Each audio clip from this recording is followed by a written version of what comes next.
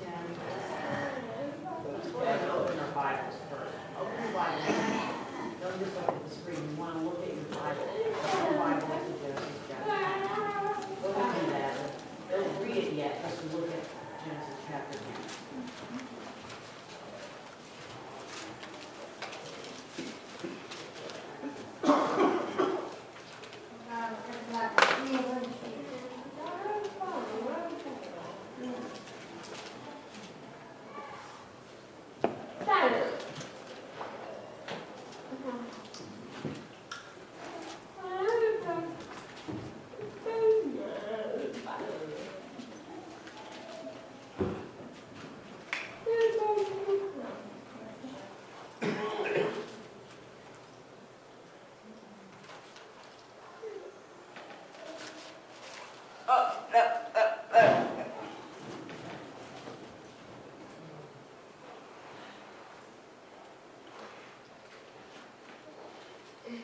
In my Bible college, we had to memorize some things. For example,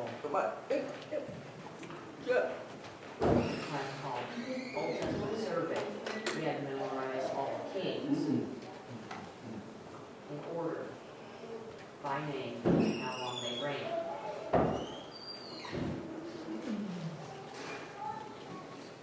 And if they were good or bad. So we had to memorize all of them.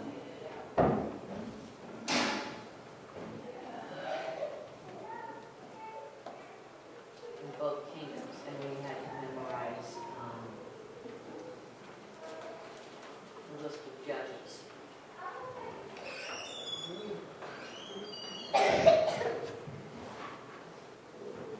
A couple of other things we had to memorize, and of course, memorize the Ten Commandments and so on. But these names,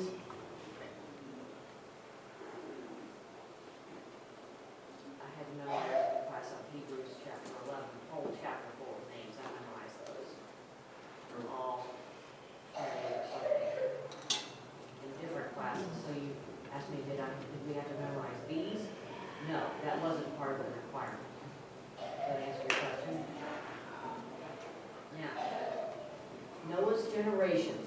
Have you looked at it? Yeah. Oh. Good.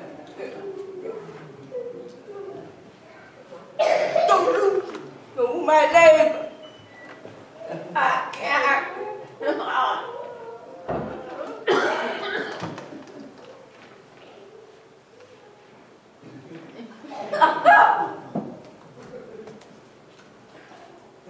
Really, when we first look at this, it seems like it's going to be boring, honestly. It seems boring and hard. These aren't normal names like Bill or Mark or John. They're weird names, so today we're going to go quickly through these and make a point about why they're there. We're going to start with why they're there, and then that might help you understand this list a little bit better. So, we're going to begin with verses 1, 2, and 3. What are they talking about? Genesis chapter 1, 2, and 3. Talk about creation. And the first two people, Adam and Eve, and then we have a list of names of their descendants. From Cain and from Seth. And then we had the flood. And after the flood, what happened? And how many people were left? 8 people. On the whole earth, there were 8 people. That's it.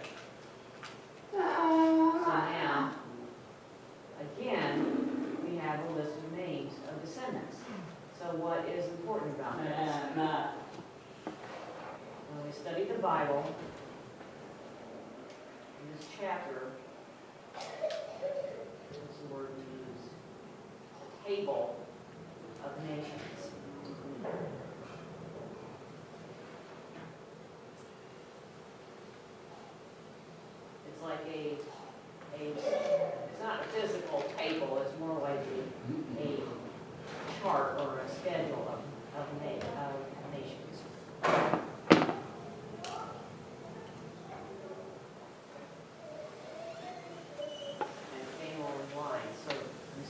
names.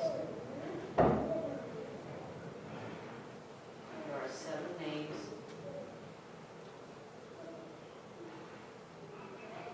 And became countries. Their tribe or their clan, your group. Some were big, some were small, depending on each group. And some of the groups lasted a long time, and some just disappeared after a short time. Died.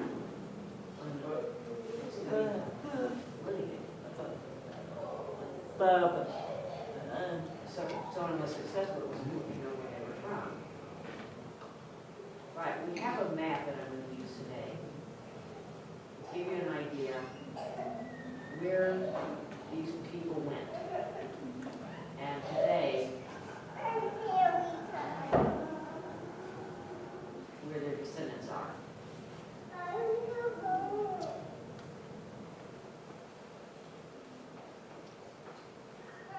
So they became, Noah's descendants became tribes.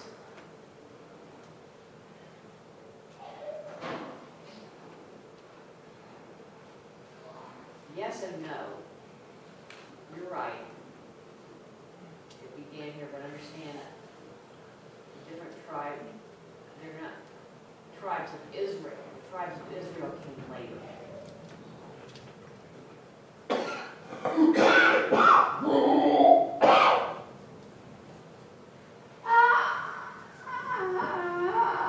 Really, this passage, I don't think the name of God is mentioned once in this chapter.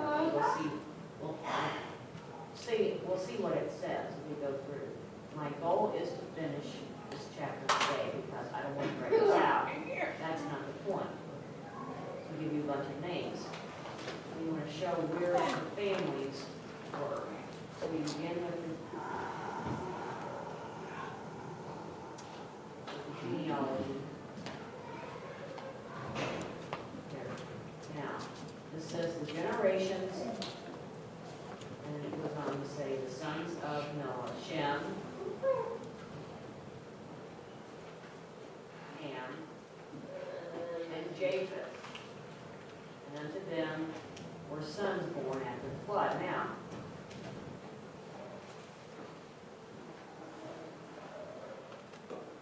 in the Bible, there's always an order.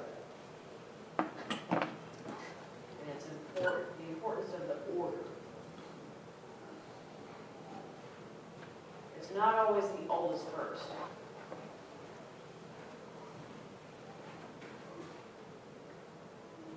The son of Noah, Shem is usually the first name. Ham is the second name. And Japheth is the third name. So who's the oldest? Japheth. So why is Shem mentioned first?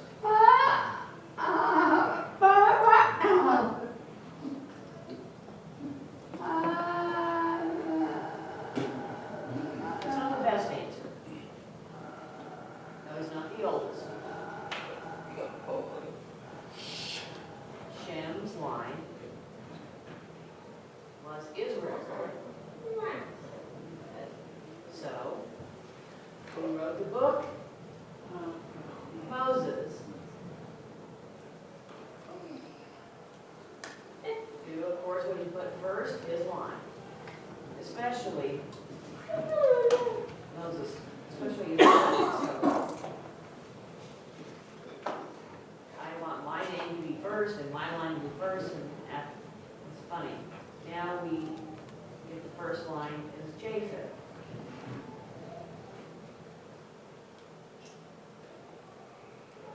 Sons of Japheth are listed first: Gomer, and Magog, and Madai, and Javan, and Tubal, and Meshach, and Tiras. And the sons of Gomer: Ashkenaz, and Riphath, and Togarmah. And the sons of Javan, Elisha, and Tarshish, Kittim and Donan. Now notice, it says,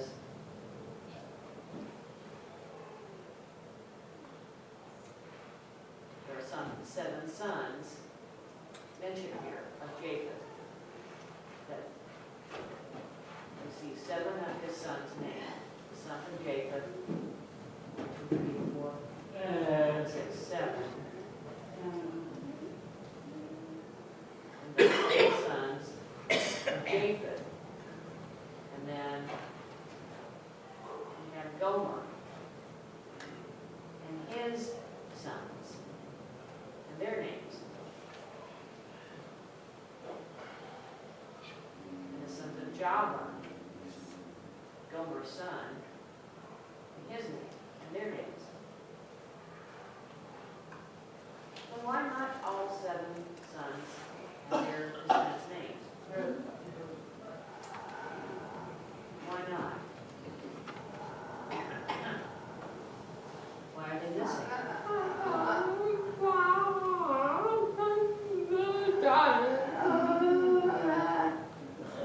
It's a good question, hold on. Say that and remind me. The point is, each name that we see here is a new group of people as they split off. And some stayed in the area and grew. And then a new group would split off and acquire a name, and then another group would be named.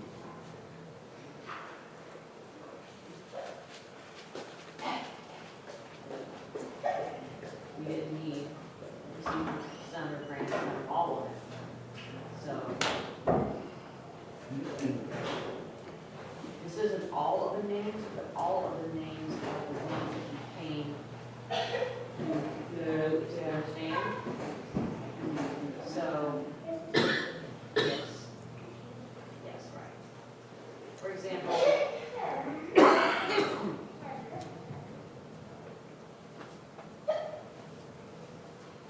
I better not use my family is too spread out. Use Bill's family.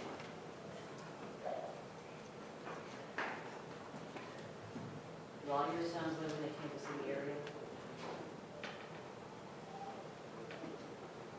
One in Missouri? Okay. I'm not going to use your family.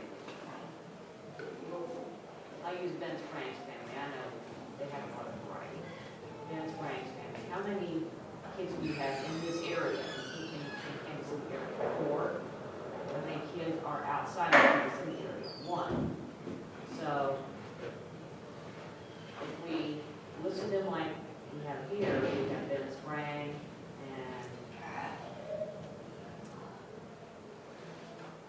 then he would have son, daughter, daughter, son, 3 daughters, and then his son named. Why would he name his son? Because he was the one who moved to Hawaii. And so planted that name there. There's a new family there, in a new area. The other 4 wouldn't be named because they and their descendants stayed in the same area. Is that clear? Okay. I'm going to show you a map of, it's not going to be quick, we're going to discuss it again next week in chapter 11. We're going to talk about the dispersal, but this will help explain. Notice the names from Japheth.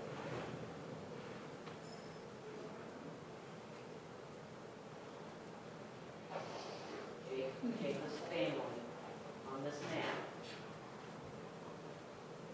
Jacob is colored green. And here we see these names: Jabin, Kiris, Gomer, Ashkenaz.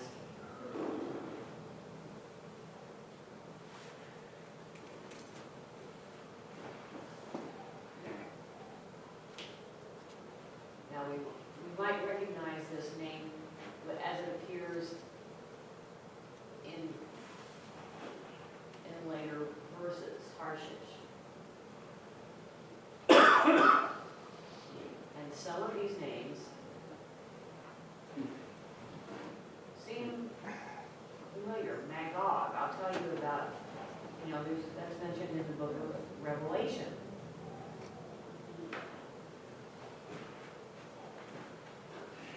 By these were the isles of the Gentiles divided in their lands, everyone after his tongue, after their families in their nations.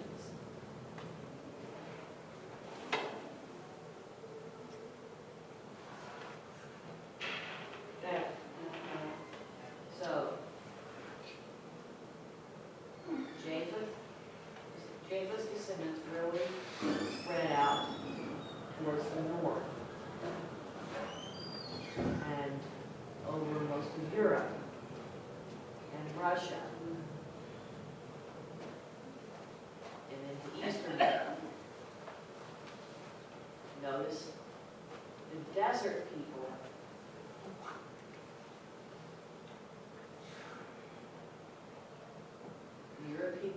European people have mostly white, light skin.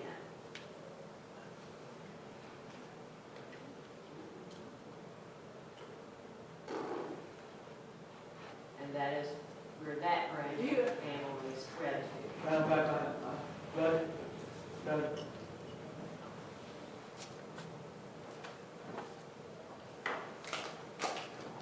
Different languages. We'll talk about that more next week in chapter 11.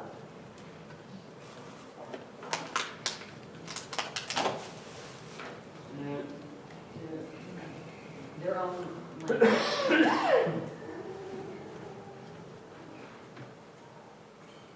My family speaks one language and then this family speaks a different language.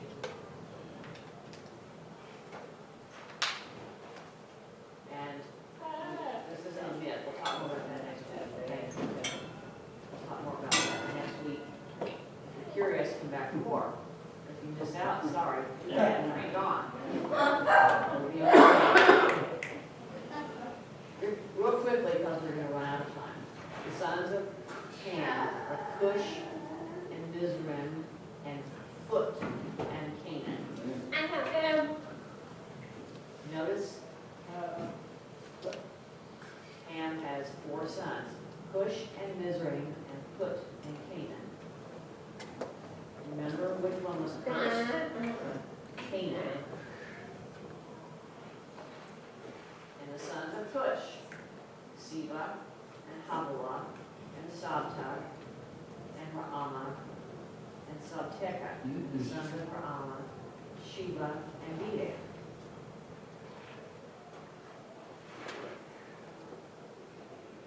So Ham's descendants are in the tan color here. Here's Canaan. There's Cush down here. Here's Mizraim. Yeah,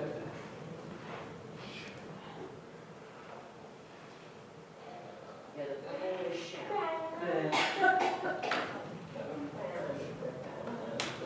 And Cush begat Nimrod. Famous name in history. Apart from the Bible, he's known outside of the Bible. His name is famous as a leader. One of the first rulers of that time.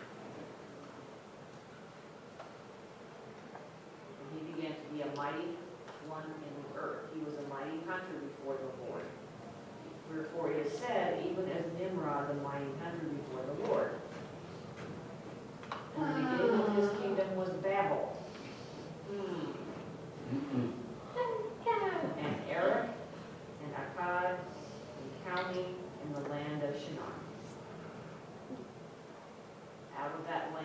forth Asher, and builded Nineveh, and the city Rehoboth and Calah. So people ask,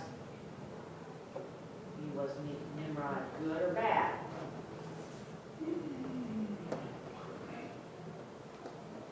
Why would we say it was bad?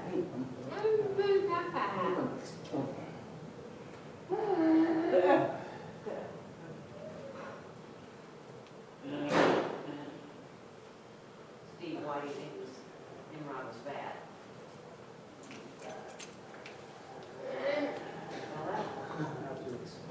Did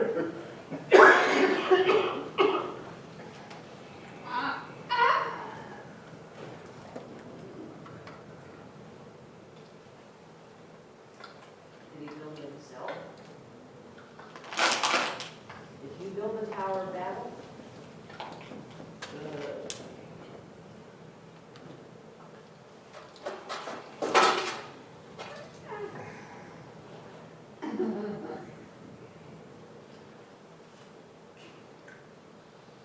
He established the kingdom of Babel. He founded the city. But did he build a tower?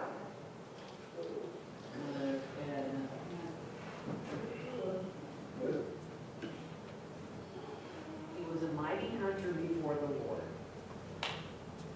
So, was he close to the Lord? Or was he above the Lord?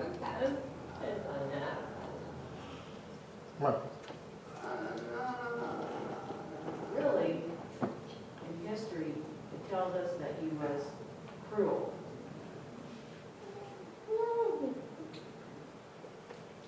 He wasn't afraid to kill his enemies in war. The Bible says that he was a mighty hunter before the Lord. So it's hard for us to reconcile. But really, we don't have an answer 100% in my opinion. I confess that for me, when I look at this passage, it seems that he was close to the Lord, but unless you're not. This is the only mention of him we have in the Bible, but anyway. That's all the information I have. I can't really, waste time if you have questions because I don't have the answer. He was a strong man, but we don't know where he got his power from. Before the Lord, does that mean in the presence of the Lord? Well, maybe next week I can have one of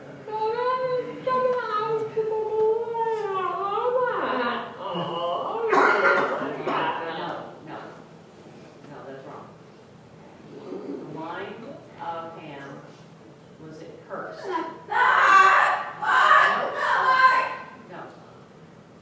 The line of Ham is not cursed. No, stop thinking that. The line of Ham is cursed. No, it's not.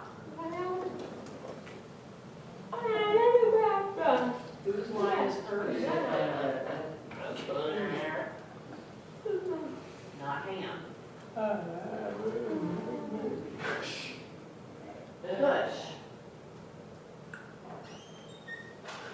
was not cursed. Cush was not Canaan, not from Canaan's line. This is different, different son. So, no, he's not cursed. Okay?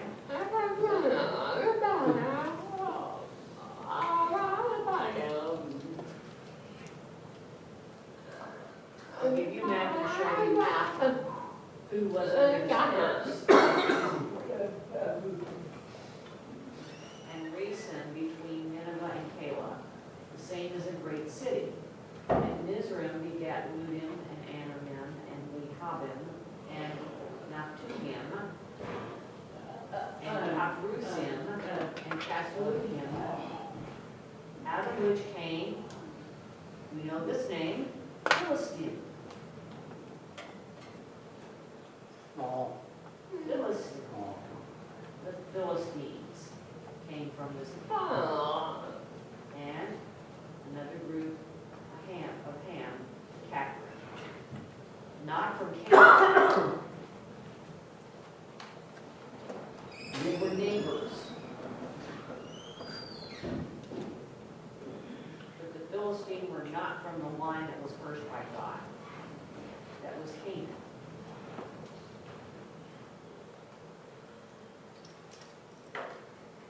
And Canaan begat Sidon, his firstborn, and Heth, and the Jebusite, and the Amorite, and the Girgasite, and the Hivite, and the Arphite, and the Sinite, and the Arvadite, and the Zemarite, and the Hamathite. And afterward were the families of the Canaanites spread abroad. And the border of the Canaanites was from Sidon, as though it comes to Gerar unto Gaza, as it goes unto Sodom, and Gomorrah, and Admah, and Zeboim, even to Lasha.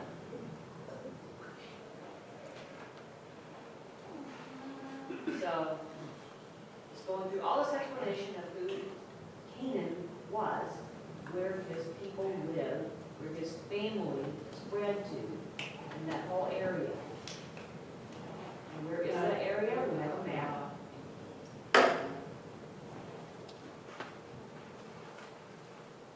So again, here's Canaan, here's Philistia.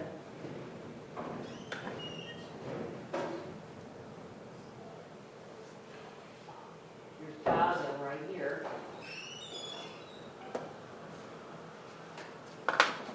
This whole area was called Canaan. Israel. And what is that area? The future? Israel. And what is the curse of Canaan? That he would serve under Shem in the future. So the prophecy was that Israel would conquer that land in the future. So real quickly, let's go through this. These are the sons of Ham after their families, after their tongues and their countries and their nations. Let's go through Shem. Unto Shem also, the father of all the children of Eber. This is an important word. Eber. What does it sound like?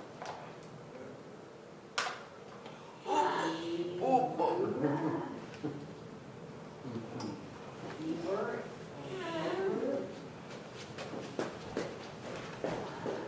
The brother of Jacob the elder. Even unto him were children born. The children of Shem, Elam, and Asher, and Arphaxad, and Lud, and Aram. And the children of Aram, Uz, and Kol, and Gether, and Mash. And Arphaxad begat Salah, and Salah begat Eber.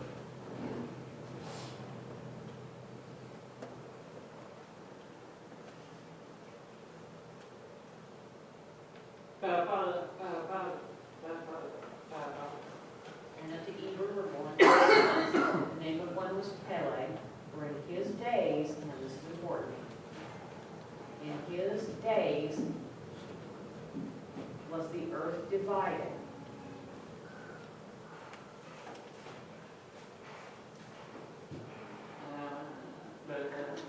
That could mean a couple of things, 2 or 3 things. I'm going to tell you what many people think. And then we'll discuss it more maybe next week. We're running out of time to stop this thing. Peleg, in his time, was the earth divided.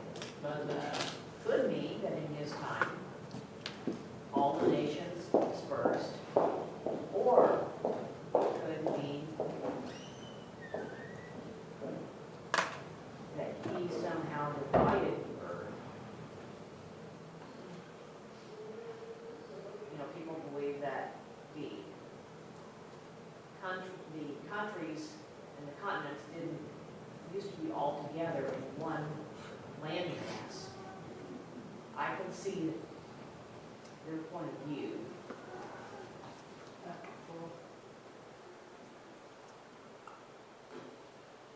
So during Peleg, Peleg's time, maybe the continents began to spread apart after the flood subsided. The continents began to move. That's possible. I don't have a lot of confidence or a strong opinion in either one, to be honest. For me to add any more information to what the Bible says, and that's and his brother's name was Joktan. And Joktan begat Almodad, and Sheleth, and Hazarmaveth, and Jerah,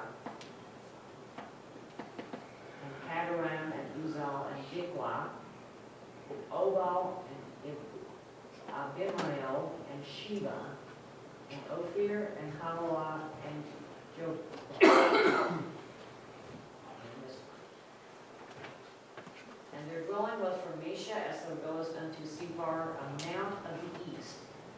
So this is important.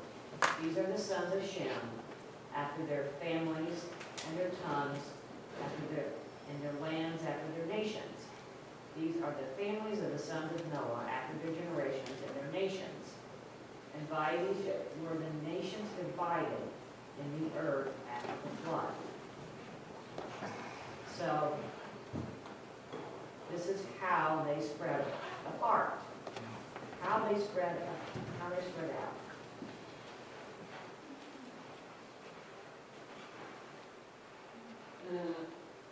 We know that many of Japheth's family went north. We know that many of Ham's family went south, and some east. We know that Shem, some of them stayed in the Near East here.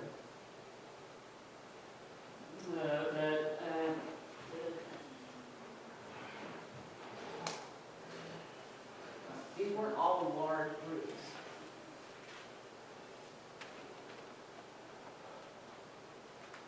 So let me ask you something. Today, when we talk about different races, what's a race? Black, white, yellow, red, brown. Right. Now, let me ask you this. In the Bible, how many races are there?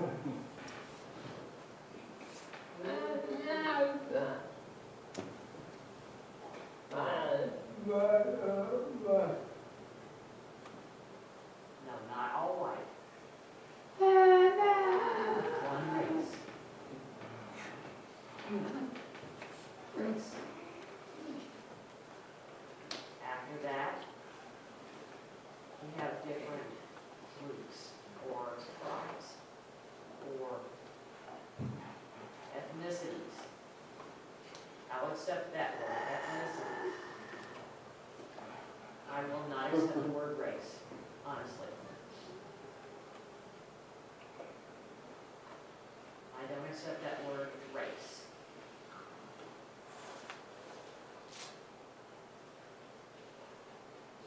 The true word, best word is ethnicity. It means a family. My family heritage. I go back in time. This is my family. In this family, I have a history. Predominantly black, or whatever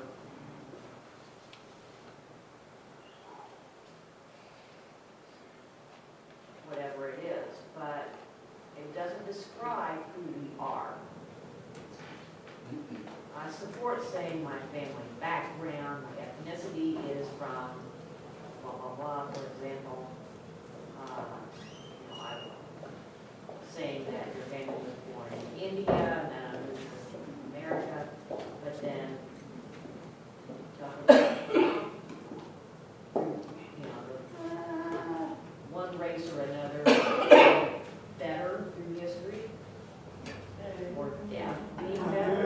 Hearing?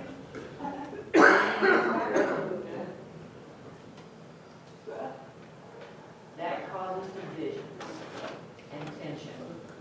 It's not right. Now, it's important that we have this basis for what we're gonna study next week. And we're gonna see more family names, more specific names. Some of the families that we touch on here, we're gonna talk about more in depth. And one very, very special one.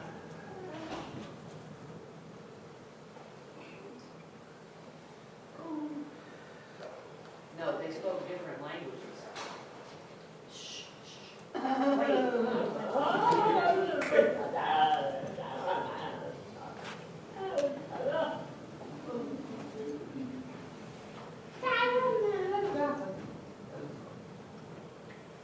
They're really now, in my opinion, Pam.